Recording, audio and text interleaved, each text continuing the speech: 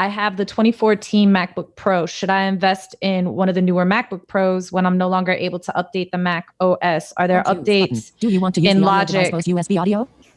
I would say, sorry, I like you. Go So no, I apologize. Are there updates in Logic that I might be able to have or get? I wouldn't want to dismiss the 2014, but in all honesty, with the types of workflow that the new Logic in particular is endorsing, I would urge you to upgrade if you can, and that's only because I don't know how it would handle. I mean, I'm using a 2015 and it's running fine. So yeah, it depends on what you're doing too. Like if you're doing a lot of sound design and using like 10, 15 synths in a project, very, very memory intensive synthesizers or samplers, then yeah, you may want to upgrade sooner rather than later. If you're doing audio and drummer and just have plugins on tracks, you could probably push that 2014 another couple years before you really start to feel the sting.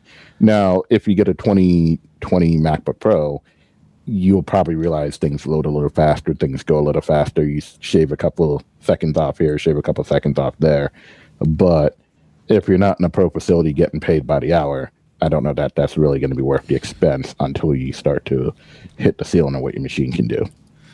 Learn it on what you've got, and then feel like if you feel like it's working too hard, then you could maybe think about investing in something new. Right. But if you can load any version of Logic 10.4 and upwards on that system, which you should be able to, you should be able to run Catalina on a 2014 machine, no problem.